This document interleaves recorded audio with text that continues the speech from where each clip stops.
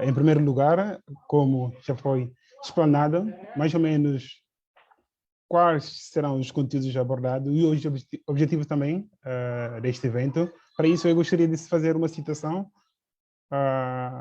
de um grande reverendo, escritor, professor também, doutor Augusto Nicodemos, que diz: o saber fundamenta-se na ciência, mas só se constrói através de um conhecimento baseado, ou seja, de uma ajuda sólida, numa boa filosofia e teologia. Ele escreveu um livro intitulado Cristianismo na Universidade. Podemos verificar neste livro dois pontos que foi desenrolado desde o início ao fim, não só, mas também outras questões que foram abordadas, onde o doutor reverendo Augusto Nicodemos discutiu bastante e refutou, confirmou as evidências, algumas coisas que se afirma nas teorias científicas que são verdadeiras e refutando as outras teorias pegando a palavra do grego, que significa ponto de vista em certo sentido, pegando a Talib de Castilho e também a Dr. Lourenço, que se conceitua a palavra teoria como ponto de vista em grego. Nicodemos refutou algumas teorias, mostrando que existe um Deus, né? Existe um Deus e podemos entender também Deus através de diversos fenômenos, diversas comprovações, teorias científicas.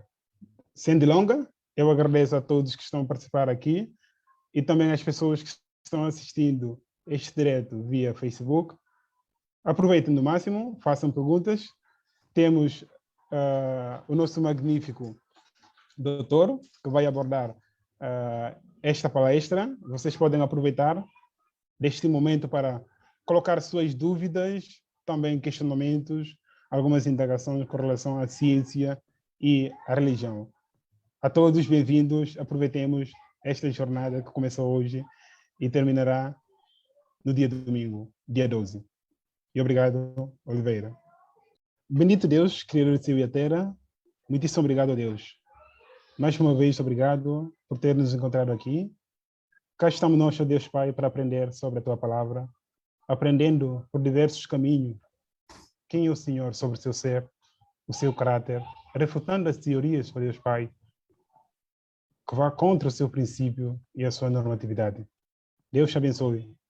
O doutor, pastor Glauco, que vai ser o nosso palestrante de hoje, dê sabedoria a este homem, o teu simples servo, para que ele possa ministrar esta palestra, confirmando a tua palavra, refutando as teorias que não estão corretas, para que todos nós possamos entender também, saímos aqui esclarecidos de certas coisas. Todas as perguntas que serão lançadas, ó Deus Pai, ó Deus, lhe dê entendimentos, sabedoria em respondê-las. É verdade que ainda não temos imagem completa de si, ó Deus Pai, que neste mundo não podemos ter essa imagem completa, mas esperamos ansiosamente o mundo por vir. Assim oramos, ó Deus Pai, entregamos e confiamos no teu poder e a sua soberana bondade e misericórdia para este evento. Em nome de Jesus, amém. Amém. Muito obrigado, Midan, também igualmente presidente da comissão organizadora. E nessa palestra em que no primeiro momento teremos uma abordagem de 55 minutos no máximo, nesta primeira etapa, e essa abordagem, ou seja, o desenvolvimento do tema, vai ser feita do bloco único e participantes, nós que estamos aqui, podemos tomar anotações e observações também, enquanto o nosso coordenador, ou seja, doutor e pastor, está a usar de fala. Agora o momento é com o Dr. Glauco Barreira Filho. Tenha bondade.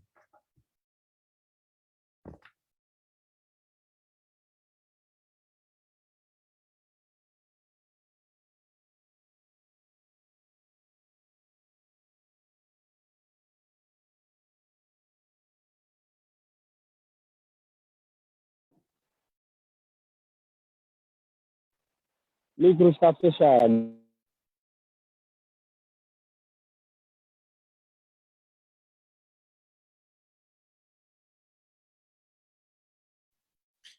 Pronto. Eu queria agradecer a todos pelo convite que me foi feito, por essa grande oportunidade de participar com todos vocês, dessas reflexões sobre temas tão importantes para o cristão de uma maneira geral, para o cristão jovem de uma maneira mais específica. Realmente é uma grande alegria poder estar aqui com vocês e compartilhar alguma coisa daquilo que Deus tem, na sua grande graça, nos concedido. O nosso tema é sobre ciência e religião. Alguém já disse que a ciência, se nós fôssemos imaginar o mundo como um bolo, ela poderia nos dar a receita de como fazer o bolo, mas ela nunca poderia nos dizer o propósito para o qual o bolo foi feito. Por exemplo, um aniversário, uma comemoração de uma vitória em alguma atividade.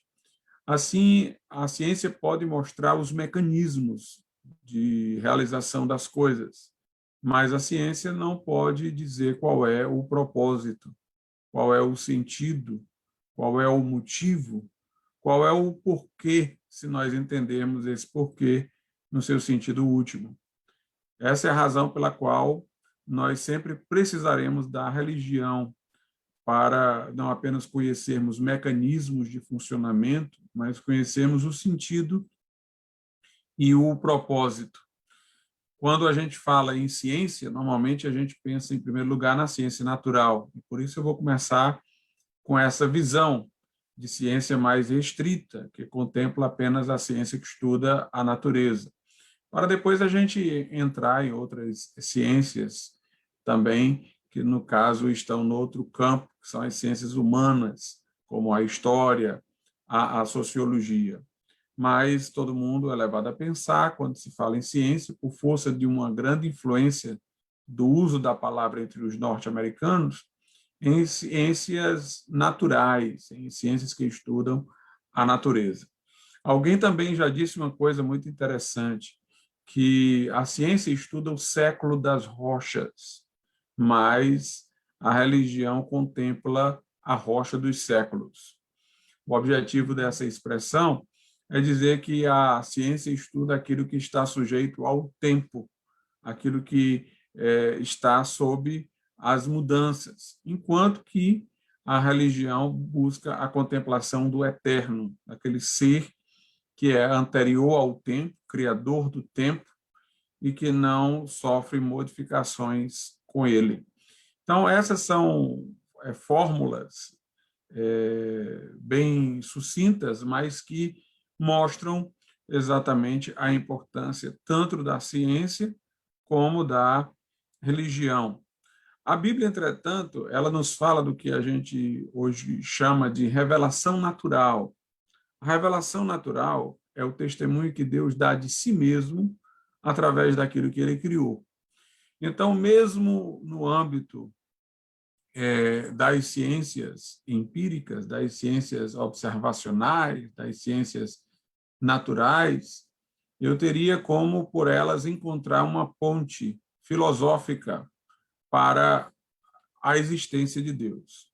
Ainda não se saberia quem é Deus, qual é o seu propósito, se ele quer nos salvar ou não nos quer salvar, mas daria indicações de que há um Deus criador de todas as coisas.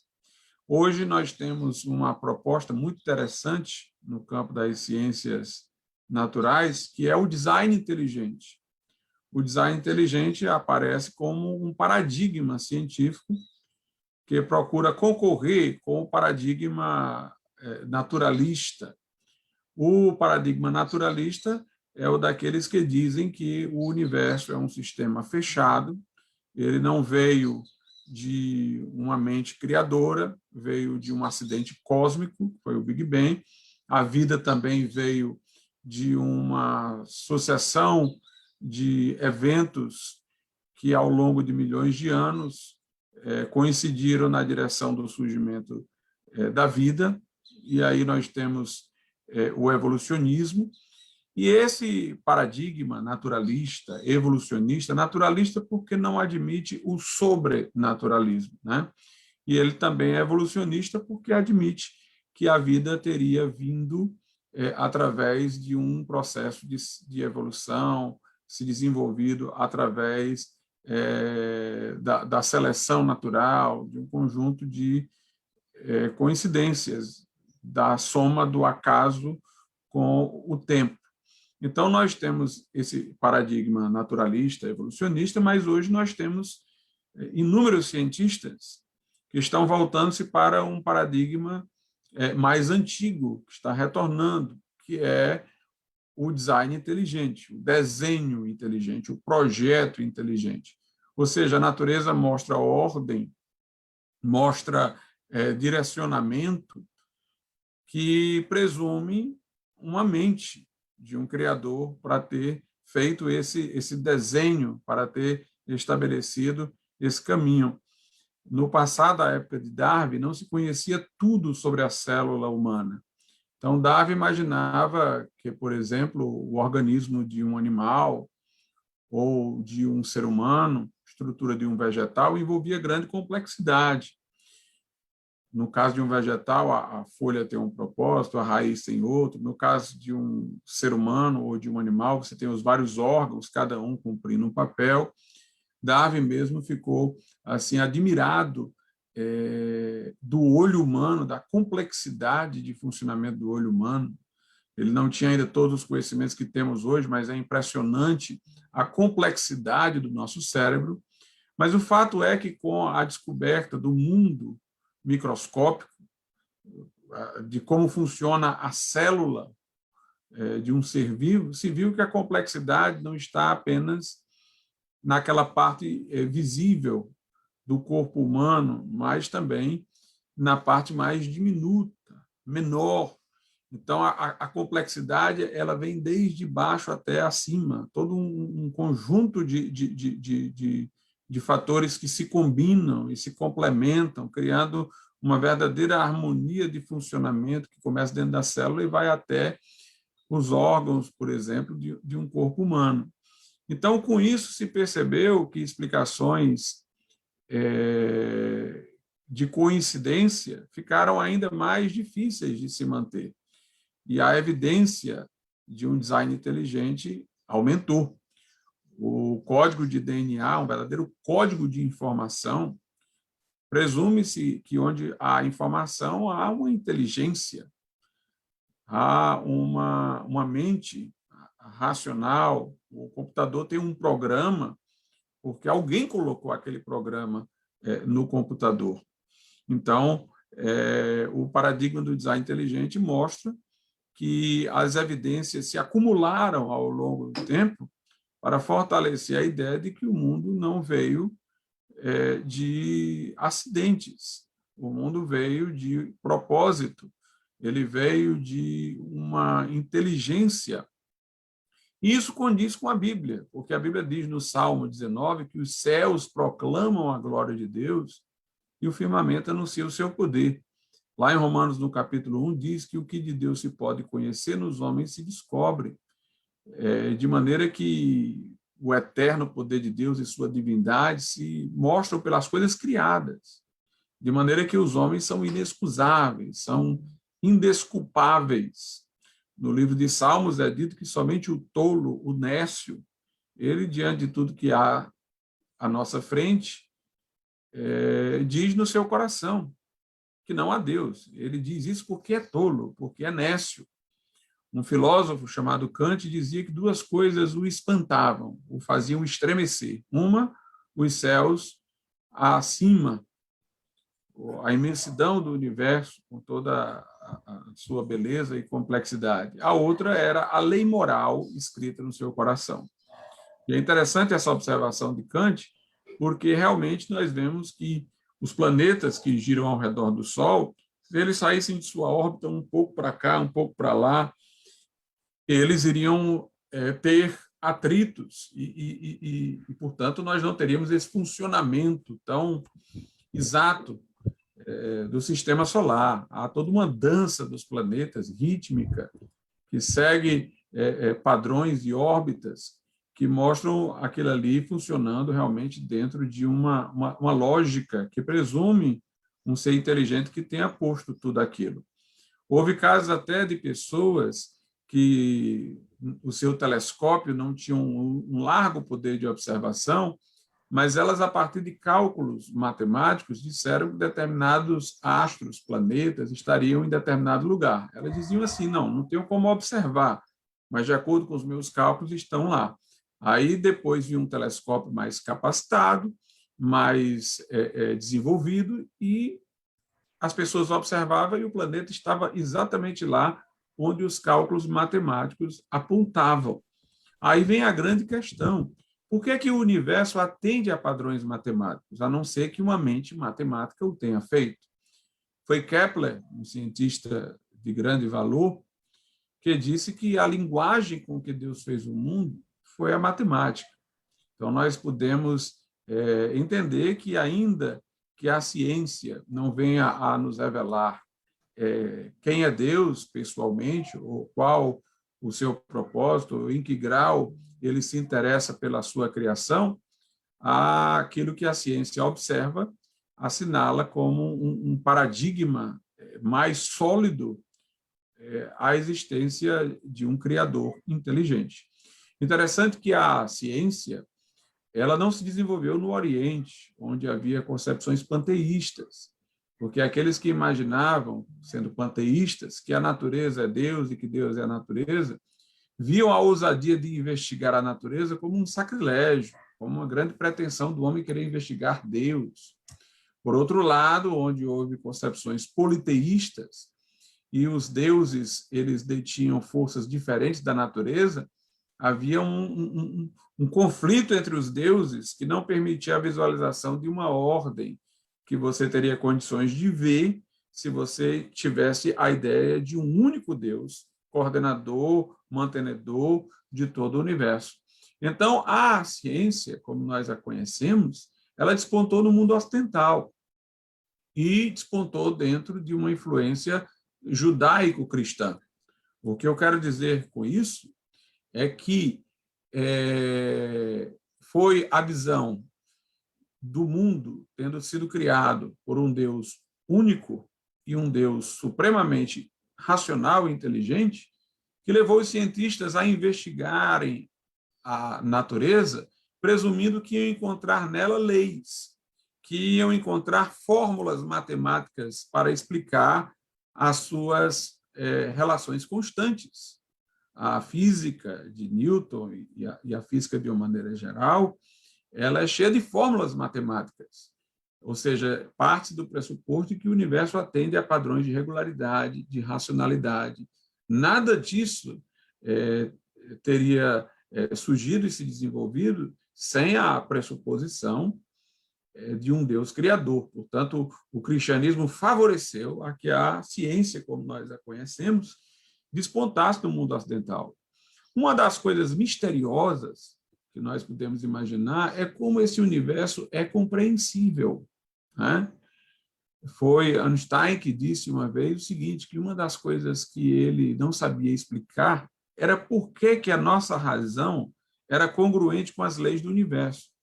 Por que nossa mente consegue decifrar essas leis, consegue, através de seus cálculos matemáticos, descobrir aquilo que há de constante no universo, essa compreensibilidade do universo, ele disse, é um mistério.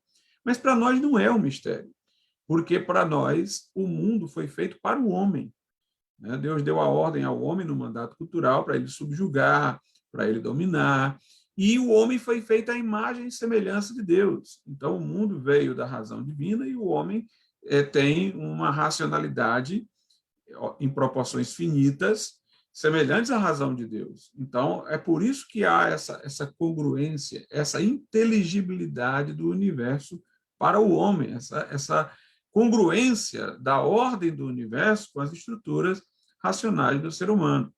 Mas Kant também disse que o espantava, para além dos céus, sobre a sua cabeça, a lei moral escrita dentro dele. Aí já entra mais um outro campo, o campo ético.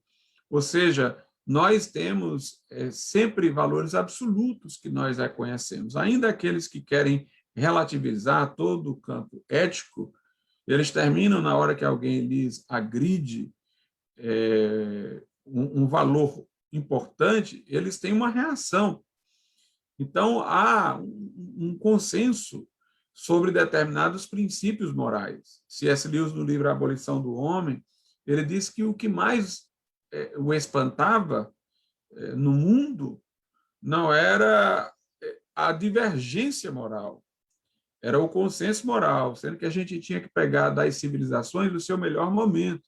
Ele pega lá Confúcio na China, ele pega Buda, ele pega Moisés, o cristianismo e tal, e ele vai mostrando como inúmeros parâmetros morais foram semelhantes. Obviamente, no cristianismo, tudo de maneira muito mais aperfeiçoada. Os filósofos gregos disseram muitas coisas convergentes com os parâmetros éticos que nós sustentamos no cristianismo, como também os romanos, os juristas romanos, Cícero. Então, se há divergências morais, há, entretanto, um núcleo moral que todos estão prontos a reconhecer, o que indica que há uma lei moral escrita no coração do homem, de que dá testemunho o apóstolo Paulo em Romanos, capítulo de número 2. Então, quando a gente estuda a antropologia, quando a gente estuda o homem, a gente percebe que há essa lei moral escrita. E também aquilo que Calvino chamou de sensu divinitatis, um senso do divino. Em toda a cultura, houve, de forma acertada, errada, mais acertada, menos acertada, mais errada, menos errada, alguma visão acerca de Deus, indicando que o homem tem essa intuição do divino, do Criador de todas as coisas. Então, nós podemos perceber que a ciência ela termina apontando para algo além dela, apontando para Deus. No âmbito da história, nós teríamos muito pouca informação sobre a antiguidade se nós não tivéssemos a Bíblia. Aquelas civilizações mais antigas deixaram rastros de sua existência em artefatos incompletos, mas a Bíblia, que me refiro ao Velho Testamento, bastante antiga, ela tem muitas informações sobre os tempos de outrora. Ela, a partir da nação de Israel e do plano que Deus desenvolveu por Israel para trazer o Messias ao mundo, ela mostra os grandes impérios, na medida em que eles também subjugaram Israel. Então, nós vamos ter menção à Babilônia, à Pérsia, ao Império Grego, ao Império Romano, antes disso, ao Egito, na sua fase áurea, quando os israelitas estiveram lá subjugados, a grande força da Assíria nos tempos passados. Então, a Bíblia é uma grande fonte de conhecimento histórico. Toda vez que arqueólogos quiseram questionar aquilo que a Bíblia dizia, foram vencidos por pesquisas posteriores que mostraram que aquilo de que a Bíblia tratava era legítimo. Eles faziam escavações que vinham a comprovar que lugares, povos de que a Bíblia fala realmente existiram. E quando algumas coisas ainda não estão devidamente comprovadas, já há comprovação suficiente para deixar o arqueólogo, o historiador humilde, dando à Bíblia o benefício da dúvida e esperando que a seu tempo tudo venha a ser convalidado e descoberto. É interessante que também nós podemos observar que nas ordens que Deus deu ao povo judeu estavam muitas coisas que somente a longo prazo nós descobriríamos, que seriam, por exemplo, úteis à saúde do ser humano. Os judeus são aqueles que têm menos problemas de câncer no órgão genital, exatamente porque tem como fazer melhor asseio por causa da circuncisão. Então, Deus que estabeleceu esse símbolo de aliança com os judeus naquela época, né, uma época de poucos cuidados médicos e de poucas condições de tratamento, parecia aos olhos de outros povos como um Deus sanguinário, que exigia que se fizesse isso nas crianças, mas isso poupou os judeus de inúmeros problemas físicos, problemas relacionados à saúde em relação ao órgão masculino. Nós tínhamos, por exemplo, nas orientações dadas a Israel, que os excrementos, as fezes, deveriam ser enterradas. Uma das coisas que causavam muitas doenças na Idade Média era o fato de que, na Idade Média, as pessoas colocavam os excrementos em recipientes que ficavam dentro de casa, depois elas jogavam tudo lá fora.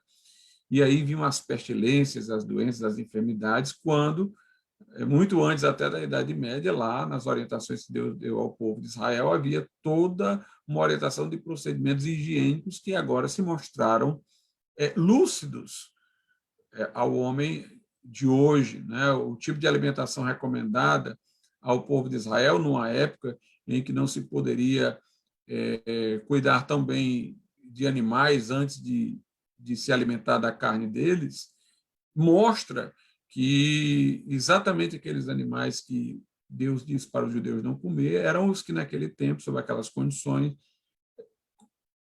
possibilitavam, né, maior contaminação, propagação de doenças. Então, a gente vê realmente como a Bíblia se antecipa. A Bíblia não é um livro científico. Ela tem por objetivo contar a história do plano salvífico de Deus para nós e de como o homem caiu para que Deus pudesse, então, ter que investir nesse plano salvador. Mas toda vez que a Bíblia fala sobre algum tema que é científico, ela fala com verdade. Ela não erra. Não é esse o seu foco, mas quando ela aborda, ela fala sempre a verdade. Obviamente que ela tem a sua própria linguagem, que difere da linguagem do cientista de hoje, mas entendido naquela linguagem com que ela foi escrita, aquilo que ela diz é convalidado pelo que o cientista de hoje diz. Nós, por exemplo, podemos observar que a Bíblia diz em Jó que a terra está suspensa sobre o nada. Naquela época havia quem achasse que a terra estava nas costas de elefantes, de grandes animais, mas a Bíblia diz que a terra estava suspensa sobre o nada. Em Isaías 40:22 é dito que a terra é redonda, quando muitos poderiam colocar isso em questão naquele tempo. A Bíblia fala do circuito dos ventos e de tantas coisas, né, que hoje nós sabemos que ela estava com a razão. Então, a Bíblia é um livro confiável, né? É um livro confiável. Mas, para além dessa questão que eu estou falando, que tem muito mais a ver com a relação entre ciência e nossa relação mais direta com Deus, nós podemos falar que, por trás de toda concepção científica, existe uma concepção religiosa. Porque a religião não é apenas uma dimensão do ser humano, não é apenas um aspecto do ser humano, como se a ciência fosse outro aspecto. Não, a religião está no centro do ser humano.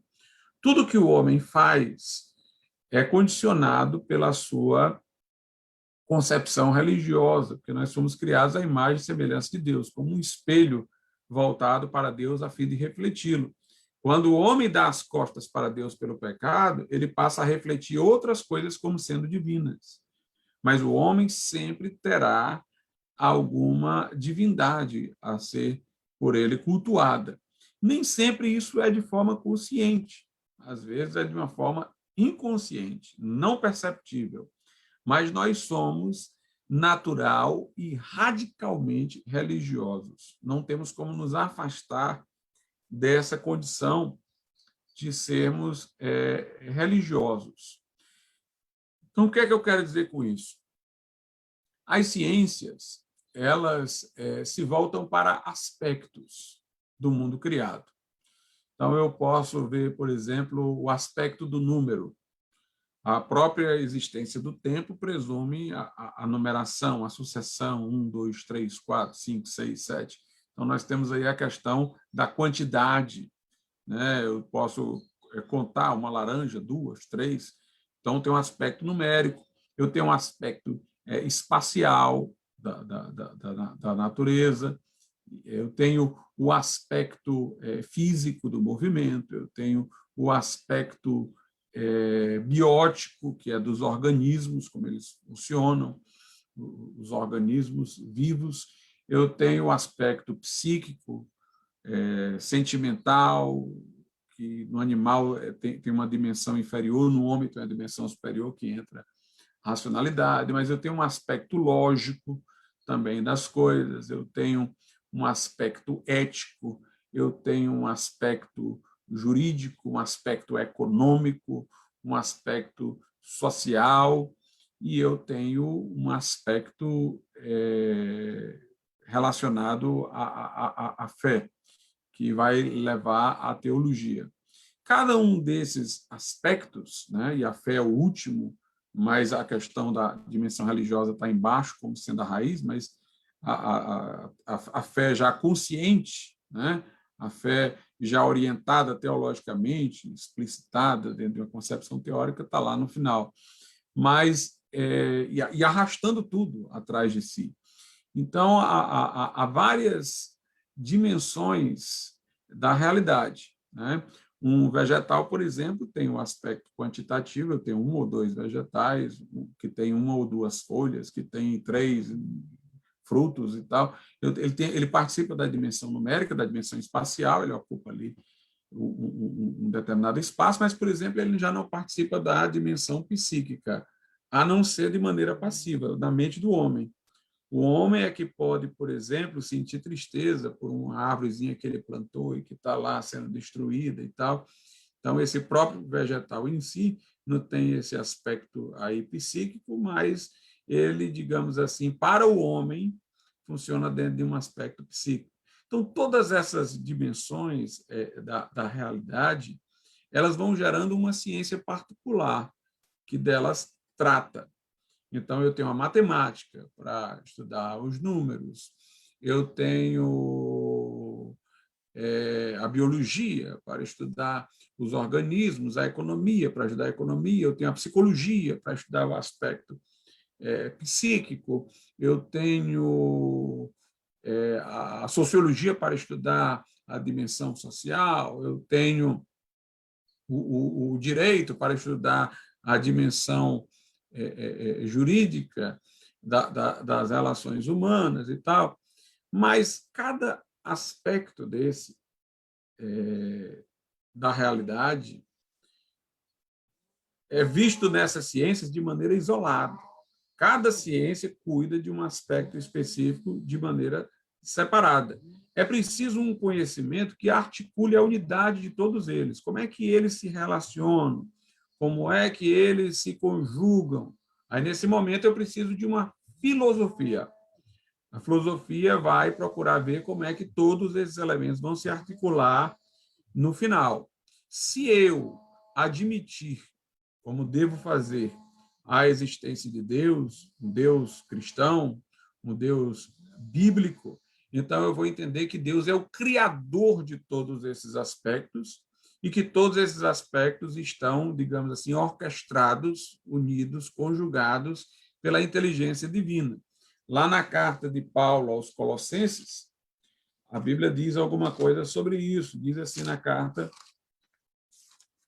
aos Colossenses, no capítulo de número 1, a partir do versículo 16, diz assim: porque nele, ou seja, em Jesus, porque nele foram criadas todas as coisas que há nos céus e na terra, visíveis e invisíveis, sejam tronos, sejam dominações, sejam principados, sejam potestades, tudo foi criado por ele e para ele.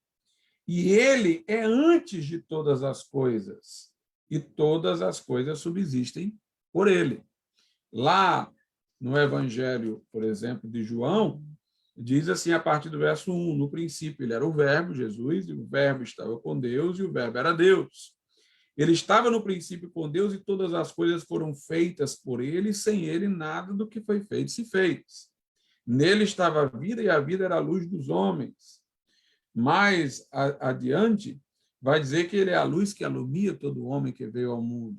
Então, Jesus, o verbo de Deus, a expressão divina, né, é aquele através de quem tudo tem a sua devida medida.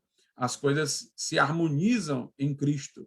Lá em Hebreus, capítulo 1, diz que Jesus sustenta todas as coisas pela palavra do seu poder. Deus criou o mundo pela sua palavra. Ele disse, haja luz e houve luz.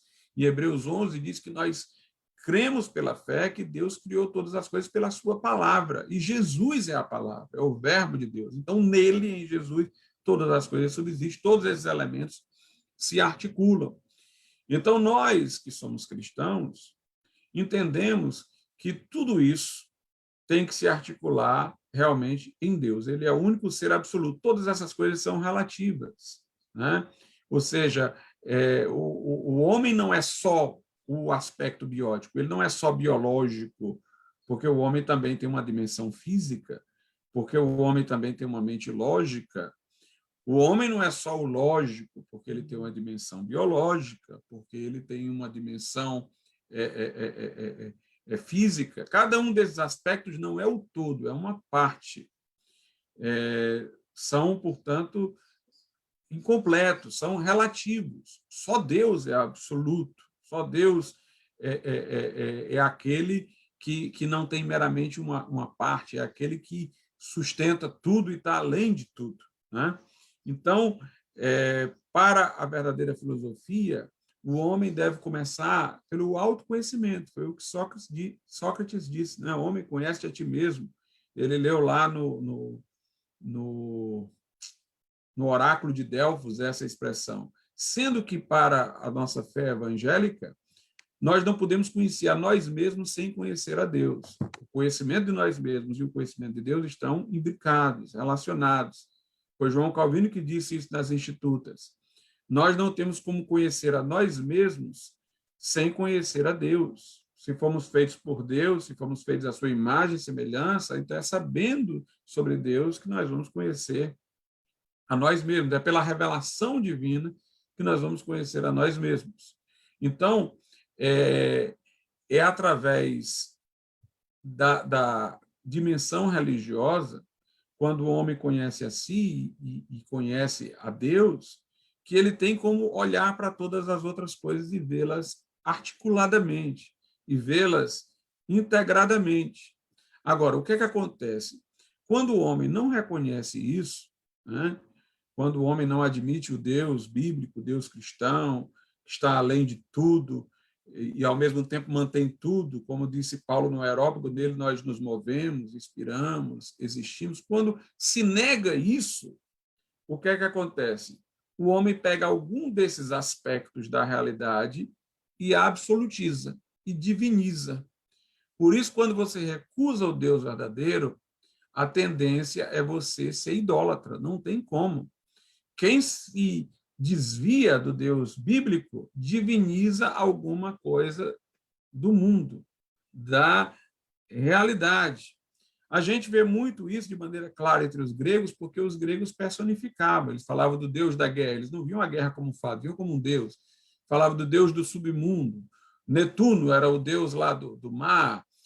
Então, eles atribuíam às forças da natureza personificações divinas. Então, eles divinizavam os aspectos da natureza de uma forma personificada. O homem de hoje, secularizado, como a gente fala, né, racionalizado e tal, ele não chega a personificar as forças da natureza, vendo ali, por exemplo, Netuno como deus do mar, o outro como deus da terra, o outro como deus do tempo, que era Cronos para os gregos.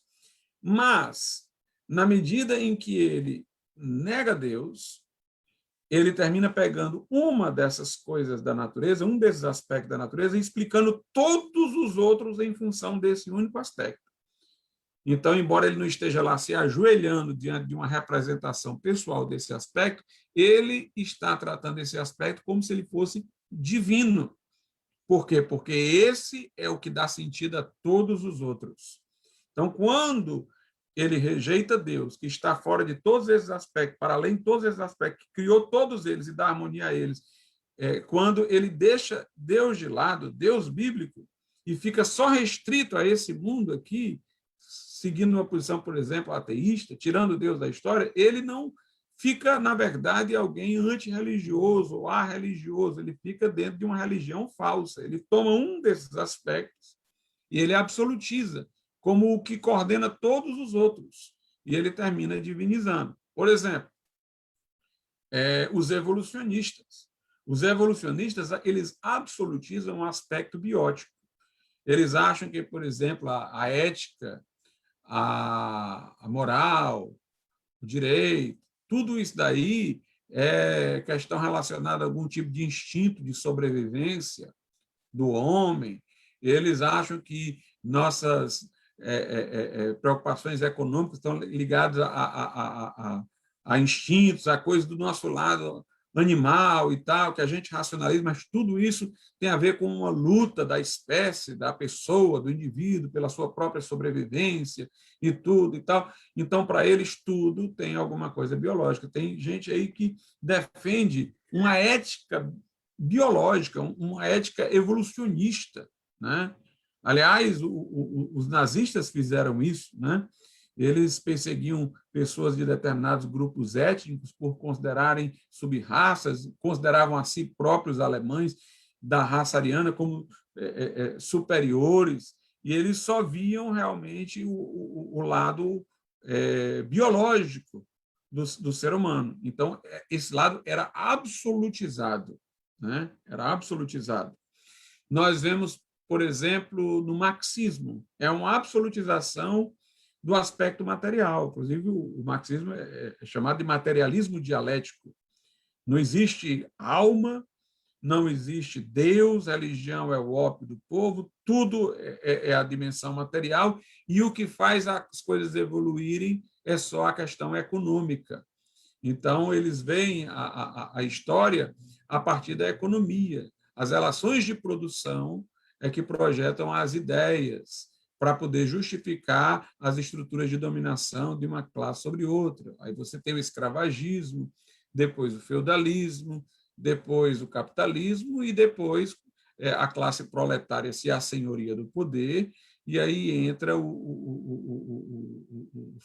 a Revolução Socialista, a ditadura do proletariado, e depois o comunismo. Eles explicam a história toda a partir da economia.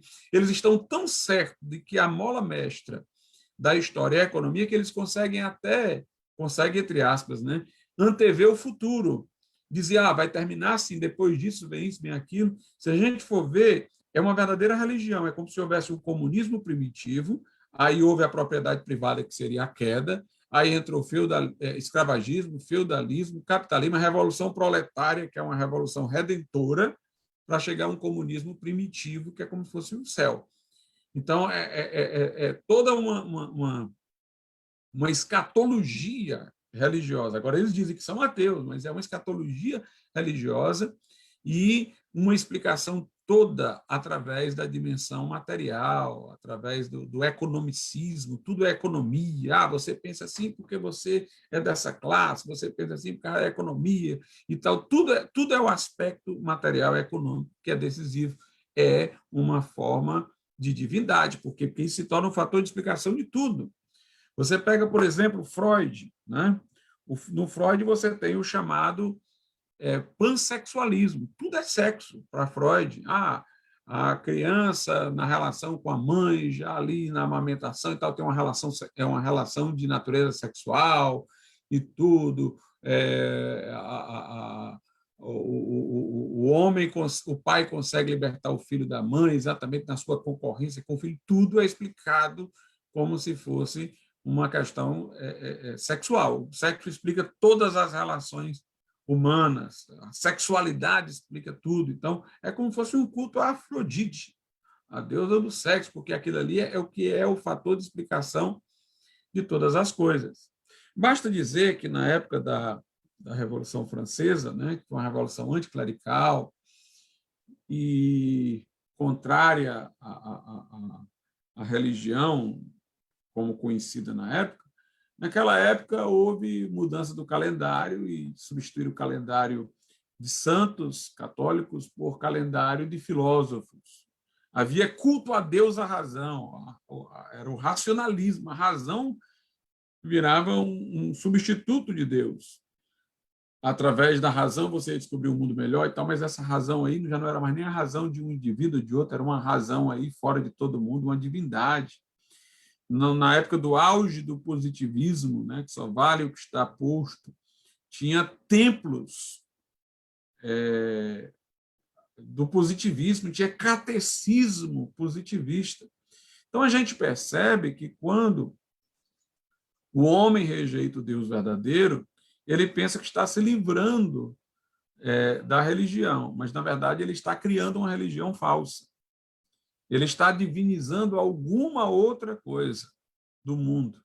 Ele está fazendo alguma coisa no mundo, dá explicação para todas as outras, né? E isso é tornar aquela coisa divina, é tornar aquela coisa, digamos assim, o fator de integração de todas as outras, ou o fator causador de todas as outras. Então, na verdade, o homem é inescapavelmente religioso. Agora, para a gente não cair em um tipo de idolatria como essa, de divinizar um aspecto da realidade, e manter cada aspecto da realidade como realmente um aspecto setorial, relativo, parcial, é preciso admitir, fora de todos esses aspectos e fora do próprio tempo em que todos eles se encontram, para além do tempo na eternidade, onde não há sucessão, o Deus bíblico, que, como ele se revelou a Moisés, ele é o eterno eu sou. Ele é aquele que era e que há de vir, o alfa e o ômega, o princípio e o fim. Ele está fora do tempo onde esses aspectos estão, né? E é nele que todos esses aspectos se mantêm e se subsistem, né? Como nós lemos aqui. Nós temos uma passagem em Colossenses que é muito interessante sobre esse assunto também, mostrando exatamente isso, que quando a gente rejeita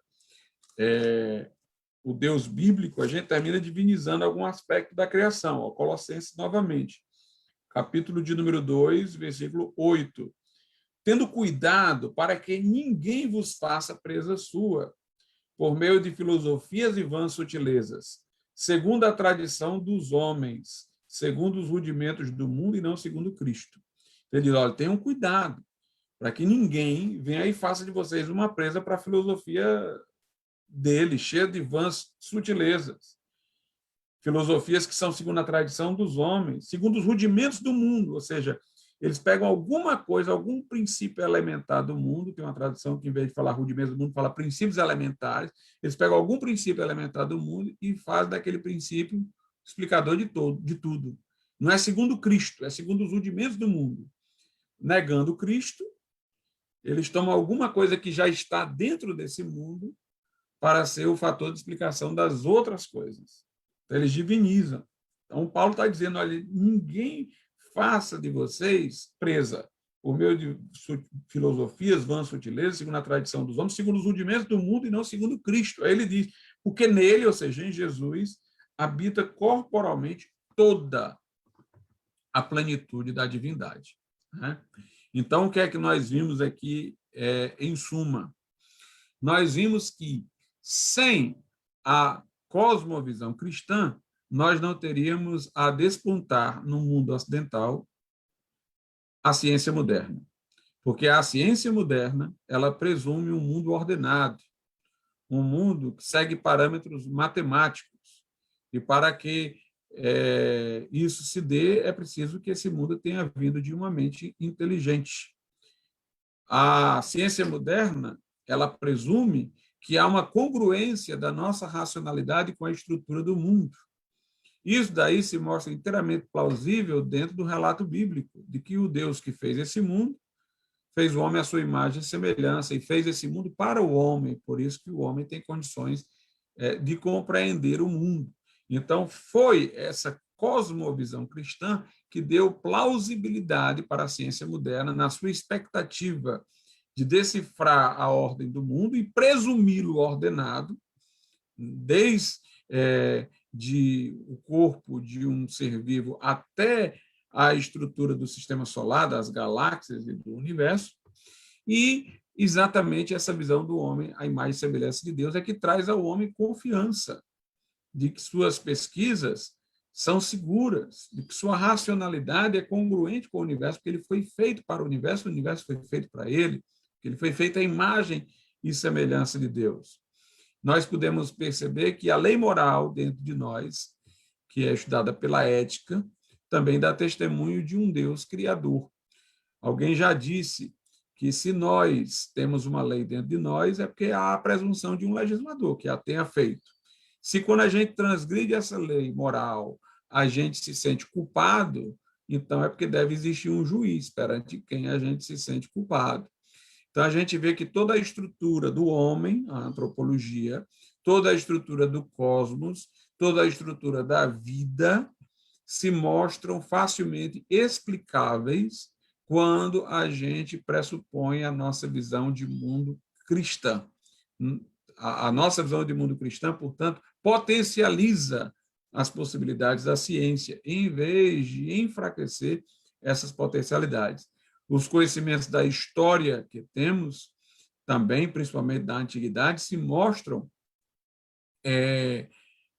mais eficientes quando a gente recorre aos dados bíblicos, que são ricos sobre o passado, quando outros documentos nos quais as pessoas se baseiam trazem poucas informações. As profecias da Bíblia têm se cumprido fielmente e permite até que se convalide o que vem acontecendo na história com o relato bíblico, mas, para além disso daí, é sempre bom dizer que a ciência só vai descobrir formas de funcionamento das coisas. Ela não vai dar o sentido. Para eu ter o sentido, eu preciso da revelação da palavra de Deus. Eu preciso conhecer quem é esse Deus que fez o mundo. E eu vou conhecê-lo através da revelação que ele deu de si mesmo em Jesus Cristo, em quem se encarnou e na sua palavra. Mas a ciência pode me dar uma direção, apontando que deve existir um Criador, apontando que nessa obra de arte, que é o mundo, deve haver um artífice, que nessa ordem matemática do mundo deve ter uma mente supremamente inteligente. Agora, é a Escritura que vai me dizer o que Deus quer para mim, é a Escritura que vai me dizer que Deus é amor, é a Escritura que vai me dizer que Deus enviou Jesus para nos salvar. Por outro lado, todo ser humano é religioso, até o cientista ateu. O cientista ateu, na verdade, é um apóstata, é um idólatra, e não propriamente um ateu como ele pensa ser. Ao dizer tolamente no seu coração que não há Deus, ele não percebeu que ele substituiu a divindade bíblica por alguma coisa nesse mundo. Então, toda pessoa que termina em sua cientificidade imaginada recusando Deus, ele termina absolutizando algum aspecto da realidade. Ou o aspecto biológico, como no evolucionismo, que procura explicar tudo, ou o sexo, como no Freud, o pansexualismo, ou o lado material econômico, como no marxismo, né? ou outra coisa qualquer. Mas sempre ele tem alguma coisa que ele toma desse mundo como fator de explicação de todas as outras. E aí ele se torna tolo, porque ele não percebe que ele está divinizando um aspecto da criação. Ele está divinizando algum aspecto finito da realidade, alguma coisa que está dentro do tempo. Ele não percebe que está se ajoelhando diante de alguma coisa que é tão finita e criada quanto ele próprio. Por isso que é nécio. Inteligente, sábio, é aquele que reconhece o Deus da Bíblia, que é antes de todas as coisas, né? Que não é criado, mas é eterno, que por sua palavra criou o mundo nessas várias dimensões, mas ele as orquestra, porque nela todas as coisas subsistem, né? Ele é antes de todas as coisas, como diz a Bíblia, é o sustentador de todas as coisas. E a boa notícia é que esse Deus de que a Bíblia fala, ele teve um propósito salvador para com o homem. A gente percebe no homem a queda, independentemente até do homem conhecer o relato bíblico, quando dentro dele há duas coisas. Uma, a sua consciência dizendo o que fazer. A outra, a sua vontade sempre incapacitada de fazer tudo quanto sua consciência recomenda. A nossa consciência, muitas vezes, está aquém do propósito de Deus, porque ela está também sob os efeitos da queda. E ela nos exige muito menos do que Deus, na verdade, nos exige. Mas até dentro do que a consciência limitadamente nos exige, o homem é transgressor. Então, ele percebe dentro dele dois homens, o que deveria ser e o que não está sendo. Então, ele vê essa ruptura, ele próprio vê em si mesmo que o testemunho da Bíblia de que o homem foi feito à imagem e semelhança de Deus e caiu é verdade. Se ele for honesto para isso, ele é capaz de ver congruência desse relato com a luta que ele sente dentro do seu interior. Né? E aí a resposta para isso também vem da própria palavra, que Deus amou o mundo de tal maneira que deu o seu Filho unigênito para que todo que nele crê não pereça, mas tenha a vida eterna. Acredito que seja essa a exposição. Encerro por aqui e fico aí ao dispor para as perguntas que houver. Muito obrigado, professor doutor. Momento agora é da interação com plateia. E nesta abordagem feita de uma forma única no primeiro momento, em que tínhamos abordagens mais ou menos 40 minutos e alguns minutos, 40 e alguns minutos. E agora vamos apreciar as observações ou questões, mas antes disto, o autor, ou seja, o professor mesmo acabou por fazer a síntese da sua fala. Mesmo assim, faremos aqui alguma síntese de uma forma mais sintética. No decorrer da sua fala, trouxe abordagens diferentes e importantes e que falou sobre a Bíblia. E a Bíblia é o meio que permite conhecer os tempos mais remotos através da história, sendo que seus relatos mostram fontes importantes. No outro ponto também destacou, ou seja, afirmou que a Bíblia não é um livro científico, porém a sua abordagem em relação a alguma temática científica sempre traz uma leitura clara e verdadeira. Então, também outro ponto muito importante, destacou que as ciências voltam pelos aspectos criados. Aspectos como esses, aspecto social, racional, cognitivo e demais. E demais outros aspectos que sempre são criados pelas ciências, não é? E acabou por dizer que todas essas coisas são criadas pelo ser, na verdade, pelo ser de Deus, que é todo-poderoso. Ou seja, tudo deve se articular a Ele, que é o Todo-Poderoso. Então, tentou relacionar algumas temáticas e teorias que tentam explicar as causalidades da natureza e não só. E, com base nisto, em síntese da sua fala, também ele acabou por sintetizar a sua fala. Vamos agora apreciar as intervenções, preocupações dos participantes. Se houver dúvida ou observação, cá estamos para registrar. O momento é agora para registrar. Ou se a pessoa pretende deixar a sua pergunta no chat, eu também retiro aqui.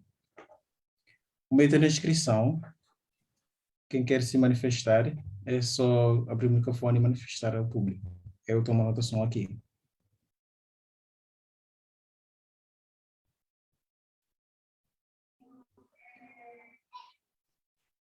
Oliveira, se não tiver a pergunta aqui no chat, né, estou acompanhando aqui no Facebook. Uma pergunta do Rei Salomão que diz, neste sentido, eu creio que, pegando a fala do professor, neste sentido, o ateísmo seria uma espécie de religião, né? Talvez não complementou algumas coisas, mas se o professor puder, eu passo a Oliveira, pode encaminhar ao professor se ele tem como acrescentar alguma coisa a falar. Se ficar também um pouco claro, a pergunta pode já responder a esta pergunta que foi colocada no Facebook. No Facebook, não é? Exato. Tá. Passa para mim.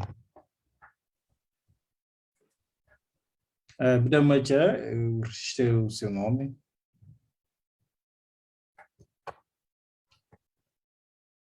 Agora, vamos seguindo. Professor, Birama já tenha bondade. Como é? Agora eu Boa, passo a palavra para o Birama.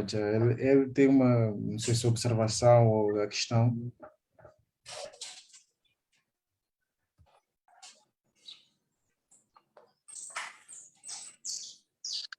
boa tarde, boa noite. Gostaria primeiramente agradecer, né, pelo privilégio de poder participar desse evento e aprender um pouco sobre o cristianismo e a ciência, e parabenizar o nosso pastor preletor, Dr. Glauco Filho, que nos trouxe uma explanação brilhante e falando um pouco da história da relação de cristianismo e a ciência e como tem sido esse desenvolvimento histórico científico ao longo dos tempos. E ao longo da fala do nosso pastor preleitor, falou das dimensões, né, da vida, dimensões religiosa, psíquica, literária, linguística, e, respectivamente, as áreas que lidam com essas dimensões. O Hermann Neuwirth, um filósofo cristão que trabalhou também muito bem esse pensamento, trazendo essas dimensões, na sua obra, no Crepúsculo do Pensamento Cristão, um estudo sobre a pretensão, a autonomia do pensamento filosófico, ele mostra que uma das grande desafio nessa questão de relação entre a ciência e as outras áreas é quando uma determinada esfera, né, tenta se afirmar como autônomo e como detentor da verdade absoluta. E isso vale também para a religião e nessa dinâmica. A minha questão em relação a isso é saber se o pastor, doutor Glauco Filho, concorda com essa abordagem de Doivt, de que o grande problema é quando uma esfera se tenta ser o assim detentor da verdade em relação a outras áreas, pensando mais na perspectiva cristã, porque nós sabemos que no nosso meio tem também cristãos que partem desse pressuposto, afirmando, de uma certa forma, a autonomia da religião, pensando que através da religião tudo pode se articular e ele é detentora da verdade. Será que isso procede? Afirmar que através da religião nós podemos explicar tudo ao ponto de menosprezar as outras áreas? E a outra questão tem a ver com o modelo postulado pelo Alistair McGrath, que quanto à relação entre a ciência e a religião, ele apresenta 4 modelos de relacionamento entre a ciência e a religião, que são o modelo de conflito, de independência, de diálogo e integração. Eu gostaria de saber, de parte do nosso pastor, entre esses 4 modelos, qual deles que o senhor acha que é a melhor forma de o cristão se relacionar com essas temáticas que tem a ver entre relação da ciência e a religião? Ou se é um modelo de conflito que defende que não tem nenhum diálogo entre as duas áreas, ou cada área refere-se de questão especificamente sua, ou tem essa possibilidade de diálogo, cada um fala de si, mas tem diálogo entre os temas, ou essa perspectiva de integração, de que pode se articular tudo numa perspectiva integral. E qual seria melhor modelo para se tratar esses temas. Obrigado pela oportunidade. Muito obrigado, Midana. E agora também vamos prosseguir com as duas questões, depois de abrir mais um outro momento. Vamos fazer em parcelas.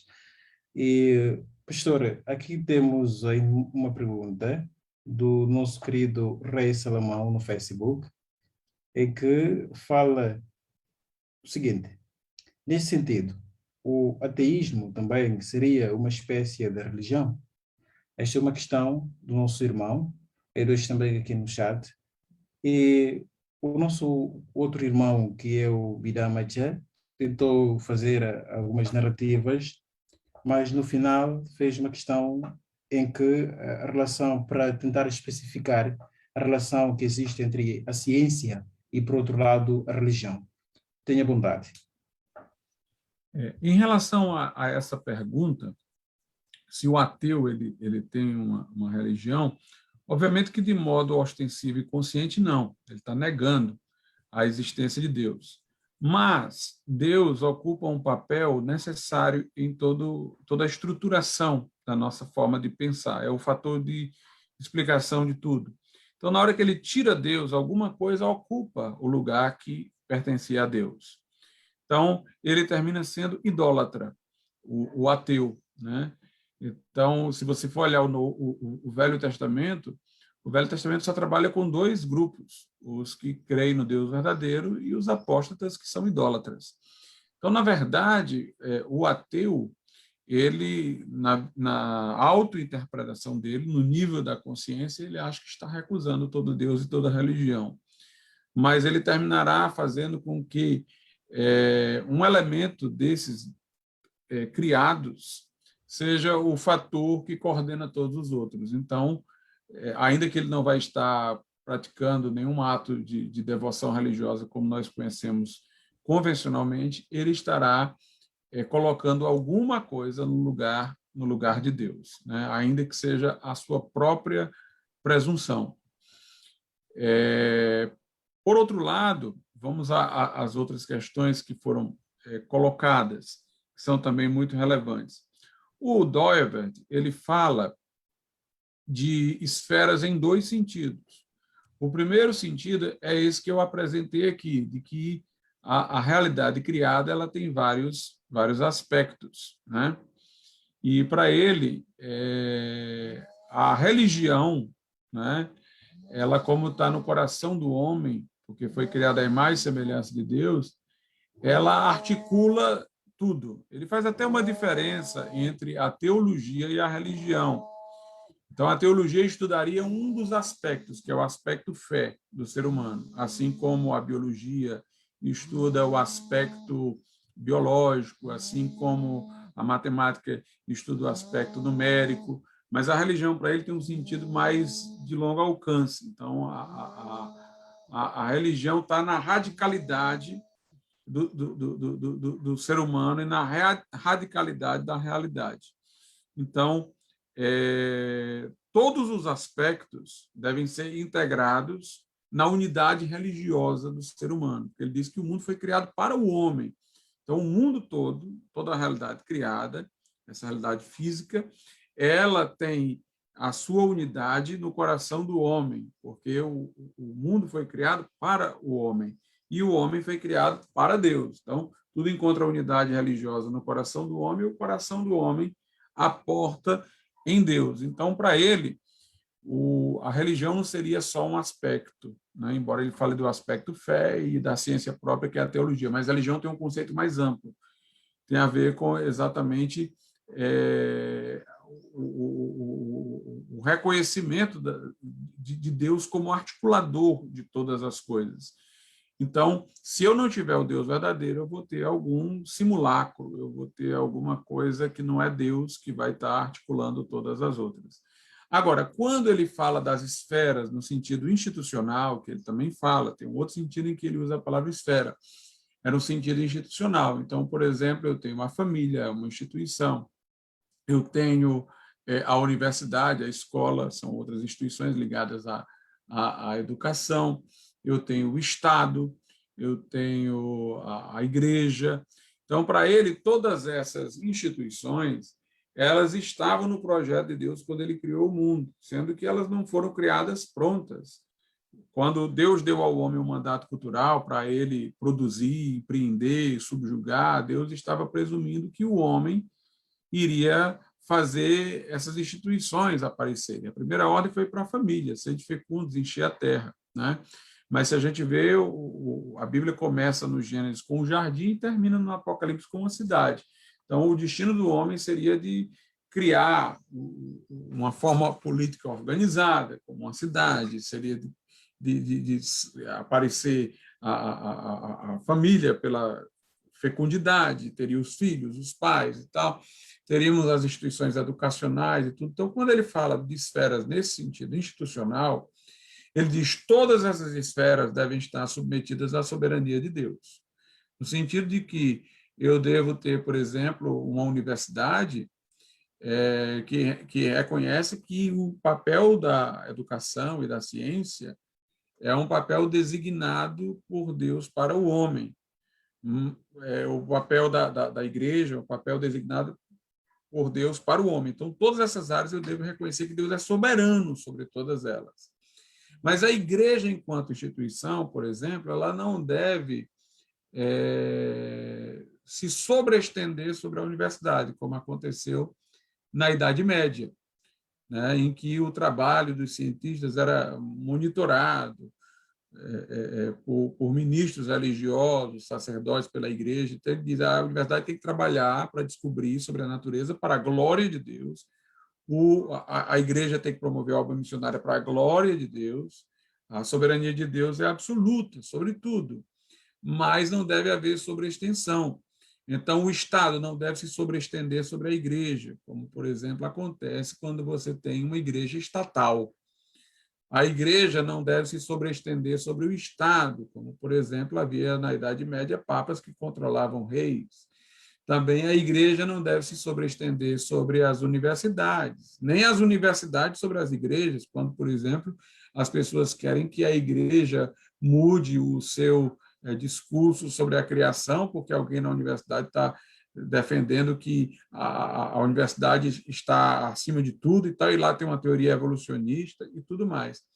Então, há uma presunção de que vai haver uma integração, já que tudo está debaixo da soberania de Deus. O que se vai descobrir pela ciência não vai negar a Bíblia, mas não quer dizer que os homens responsáveis por pregar a Bíblia é o que vão estar monitorando as pesquisas científicas. Os que vão fazer as pesquisas científicas, obviamente, espera-se que na boa ciência eles não vão descobrir coisas que vão negar a palavra de Deus, mas não quer dizer que eles estarão colocando a ciência como uma autoridade para falar sobre tudo, inclusive para poder mudar dogmas religiosos. Então, nessa esfera institucional, é que ele diz que não deveriam existir essas sobreextensões, né? Mas ele presumia que tudo estaria debaixo da soberania de Deus. Em relação ao Alistair McGrath, quando ele fala do livro dele, Diálogos e tal, Integração, eu entendo que deva haver diálogo, mas o diálogo e integração não me parecem coisas tão distantes. Obviamente que quem dialoga é porque quer integrar, né? Então, deve haver um diálogo, mas um diálogo que busca a integração. Inclusive, nós devemos presumir isso, né? Que a Bíblia Sagrada, quando trata de assuntos que são científicos, ela fala a verdade. Então, eu espero que o cientista vai descobrir alguma coisa convergente. Eu entendo, por exemplo, que quando, em nome da ciência, alguém, por exemplo, quer descobrir a origem do universo, ele está fugindo ao seu propósito. Nenhum cientista ou nenhuma ciência pode, de forma segura, falar sobre como foi a origem do universo, porque ninguém estava lá para testemunhar. Até o Big Bang imaginado, ele teria tido seu primeiro momento fora das leis que existem hoje na natureza. Do Big Bang teriam existido as leis que agora governam a natureza, mas o seu próprio acontecimento teria sido fora dessas leis, que ninguém saberia como foi, para quem defende o Big Bang. No caso da evolução, alguém pode constatar certas variações, né, que é o que a gente chama de microevolução e tal. Essas aí são constatativas, foi o que Darwin constatou. Pequenas variações de bico de animal, de coisas assim secundárias. Mas ele deu um salto quando, a partir do que ele observou na microevolução, ele propôs uma macroevolução. Ninguém viveria suficientemente para observar isso que, hipoteticamente, Darwin sugeriu, uma mudança de uma espécie para outra. Se isso fosse verdade, que não é, não teria como se constatar que isso aconteceu. Então, as origens e a consumação de tudo são dois assuntos que naturalmente pertencem ao campo da revelação. Só Deus pode dizer de onde viemos e para onde vamos. Só Deus pode dizer como tudo começou e como tudo vai terminar. Só Deus é testemunha daquilo que ele fez no princípio e só Deus é fora do tempo para prenunciar o futuro. Então, quando você fala do futuro ou quando você fala do passado, né, de uma forma segura, você só pode fazer isso dentro do âmbito da revelação. Isso daí não pertenceria à esfera da ciência, à criação e à consumação. Pertenceria naturalmente à esfera da revelação divina, né? Então, o importante é que cada setor funcione dentro da esfera que ele é cabível. Se isso acontecer, nós vamos ter um diálogo próspero que, obviamente, ambiciona chegar numa integração, né? Muito obrigado pelas respostas do nosso querido pastor, professor doutor. E cá estamos também para receber outras preocupações, se isso ainda justifica, mas se não, vamos ao momento final.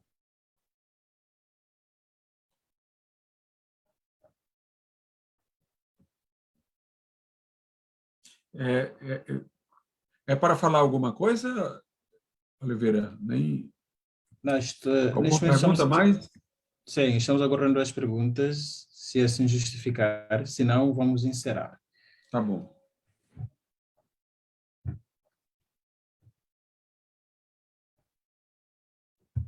Ok, desculpem, eu só quero referir uma coisa, é que o formulário da presença está no bate-papo. Por favor, preencha o formulário assim para poder receber o seu certificado e para confirmar também a sua presença. Tá, obrigado, Vasco, pelo aviso. Por sinal, não há dúvida e observações também. Então, vamos para o momento do fecho. Antes de fechar esta nossa palestra, eu peço Midana, a pessoa do presidente da comissão organizadora, para dar palavras de agradecimentos depois a coordenação.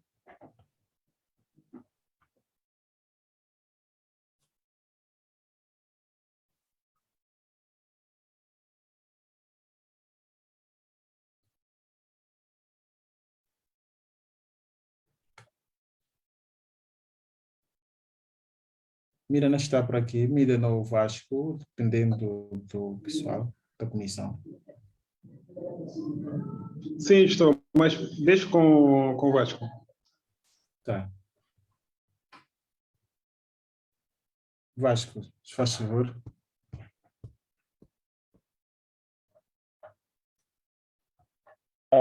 Ok, boa noite a todos. É com grande satisfação que estamos aqui a agradecer a todos que tiraram o tempo para poder estar conosco aqui, e também ao orador. Cláudio, muito obrigado, e esperamos muita bênção de Deus na sua vida, assim como família. E muito obrigado a todos. E estamos aqui para trabalhar e essa atividade corra como Deus quer. Por isso, estamos gratos pela participação de todos. Muito obrigado. Muito obrigado, comissão organizadora, na pessoa do Vasco. tentando agradecer esta iniciativa. Antes de fecharmos, eu gostaria só de salientar um ponto para os que entraram na última hora, é que essa é a nossa primeira jornada bíblica académica internacional, organizada pela Coordenação Nacional da Juventude Evangélica de Guiné-Bissau. Então, essa jornada tem início hoje, dia 10 de dezembro, e vai até dia 12 do corrente mês, cujo tema, Cristão no Mundo Acadêmico. Então, hoje falamos da ciência e a religião, amparado pelo nosso professor doutor Glauco Barreira Filho. Então, para já, amanhã vamos falar de fé e a razão, dia 11 de dezembro do ano corrente, vamos falar de fé e a razão, e este tema será honrado pelo leitor Gênesis Guedes, o moderador Jeremias Demba. Portanto, convido que a partir de já para participar nesta segunda palestra. Também, no mesmo dia, que é dia 11 de dezembro, vamos ter uma mesa redonda em que o assunto em questão trata-se de cristianismo e marxismo. Os debatedores são Jamiro Sanca, João Nelson Martinho Fazenda, o moderador Oliveira Fernando de Jata. Portanto, cá estamos para encerrar, cair de pano. Antes de fecharmos, gostaríamos que a Coordenação Nacional, na pessoa da Márcia Có, para dar fecho a este momento. Com a palavra de oração, desculpe. Ou seja, desculpe, Márcia. Márcia, desculpe. Alô? Márcia? Sim, sim. Sei, desculpe lá. Antes de orar para fechar, não sei se o doutor quer realçar algo antes de fecharmos o palestrante. Oliveira, eu queria só fazer uma pergunta, talvez o doutor pode já concluir, mas encapsulando esta pergunta já na fala final. Pode ser? Sim, pode ser, pode ser. Sim. Falando na perspectiva científica, né, hoje em dia, como temos visto também e assistido, lendo, que diversos periódicos, revistas, aceitam diferentes tipos de artigos, né, e trabalhos acadêmicos. Estes trabalhos acadêmicos são intitulados, chamados de trabalho de cunho científico. Tem estes trabalhos que se fundamentam, né, dizendo que não existe Deus, né? E como é que nós podemos conciliar estas teorias, né, esta perspectiva nesse estudo científico, em certo sentido, ao ser de Deus e à existência de Deus? E como é que podemos comprovar? Pode ser através de um diálogo, ou seja, debate, né, contrapondo as teorias pseudocomplexas sobre a não existência de Deus, porque normalmente a gente assiste, a gente lê muitas das teorias que, em certo sentido, podemos denominar o nome de cientificismo, né? As teorias, essas teorias não comprovadas, mas que são aceitas dentro do campo acadêmico. Como é que podemos lidar com isso, sendo talvez nós, maioria dos jovens aqui acadêmicos, com estas teorias no meio acadêmico, discutindo e provando ou tentar provar a Deus, a existência de Deus, ou seja, o ser de Deus no meio acadêmico? Nós podemos, por exemplo, em relação ao evolucionismo, mostrar a ideia do Michael Behe, que é um bioquímico, que escreveu A Caixa Preta de Darwin. Nós podemos mostrar que as descobertas acerca da complexidade da célula humana, que eram desconhecidas por Darwin, tornaram a sua posição muito problemática, porque ele imaginava, dada a complexidade de um organismo que ele via, milhões e trilhões de anos, aí, não sei quanto tempo, para que pudesse as probabilidades levarem à formação daquele organismo tão complexo. Mas se a complexidade começa na célula humana, então muito mais tempo seria necessário. Daí porque alguns até têm defendido teorias do multiverso, para além de milhões de anos aí de probabilidade, ainda tem vários universos paralelos para um ter dado certo. Então, ele é um bom ponto de apoio para poder mostrar a improbabilidade estatística de esse mundo ter vindo a existir e a vida ter surgido através de um conjunto de coincidências. Por outro lado, a ideia do Big Bang, por mais que a gente não acredite que tenha sido daquela forma que o mundo veio à existência, ela presume que o mundo teve um começo, né? Teve um princípio.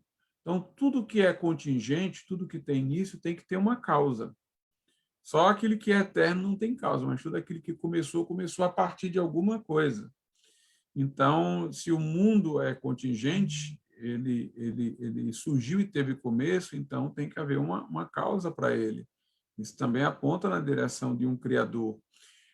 O marxismo nega a existência de Deus, mas a gente vê que todos os países comunistas que caíram desse regime, eles voltaram a ter uma ênfase religiosa. A religião católica ortodoxa, por exemplo, que era a típica da Rússia, voltou a ter grande força lá atualmente, agora inclusive com o Putin.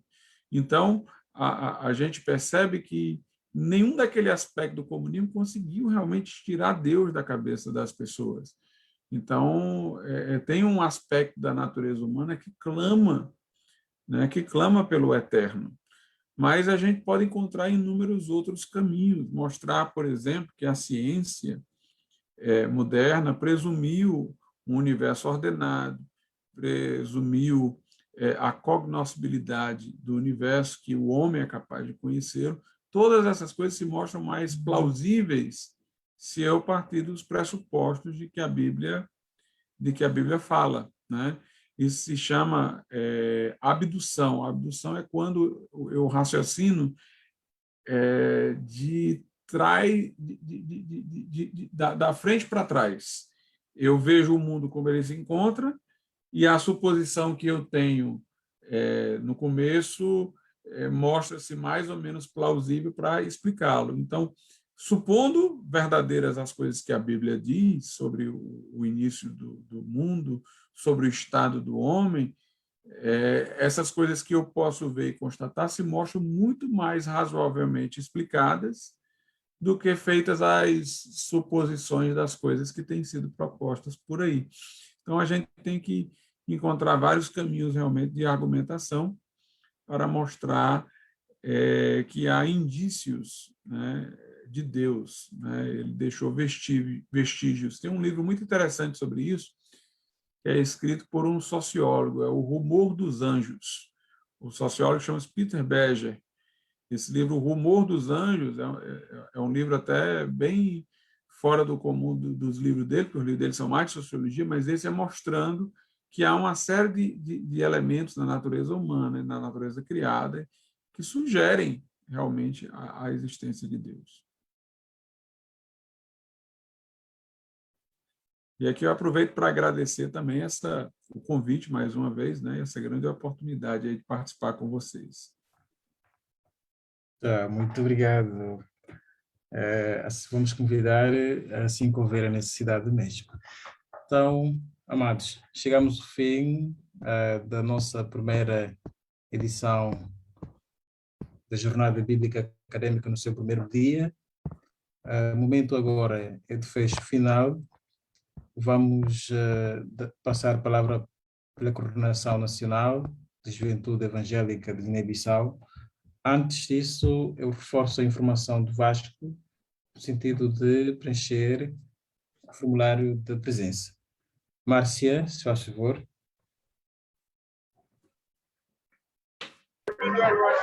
Sim. Pode dar considerações finais em nome da coordenação e orar. Agradeço de novo a Deus por nos ter ajudado desde o início até o fim. Portanto, agradeço muito a Deus e também à comissão pelo brilhante trabalho E a todos os jovens que sacrificaram seus tempos para poderem participar desse evento, que Deus abençoe, em nome de Jesus Cristo.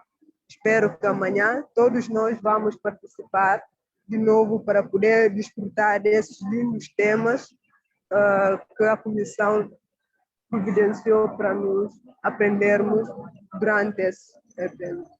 Então, muito obrigada. Em nome da coordenação, ficamos muito satisfeitos. Que Deus abençoe a todos. Muito obrigado, bora. Márcia. Sim. Vou orar agora, né? Sim, agora é o momento da oração. Ore para fechar essa palestra. Então, obrigada, Senhor. Obrigada por tudo que tem feito nas nossas vidas. Obrigada por tempo que nos deu para poder participar desse evento, Senhor Jesus Cristo. Oramos e confiamos que tudo que aprendemos hoje vamos pôr em prática, vamos poder, na verdade, decifrar, ou seja, distinguir que somos cristãos e somos acadêmicos, mas isso, ser acadêmico não nos tira o valor de mantermos verdadeiros crentes. Portanto, pedimos que tudo que ouvimos hoje, que podemos pôr em prática em nome de Jesus Cristo. Os irmãos que querem participar, mas que pelos outros motivos não conseguiram estar conosco, entrego eles nas suas mãos, que amanhã possam assistir essa atividade em nome de Jesus Cristo. Abençoe o nosso preletor, abençoe a comissão e abençoe todos os jovens. Em nome de Jesus Cristo eu oro. Amém. Bem, muito obrigado. Mais uma vez eu agradeço a presença de todos e todas que cá estavam para pelo menos compartilharmos esse momento tão importante. E eu encerro este momento aguardando-vos amanhã no horário a indicar. Muito obrigado. Até já.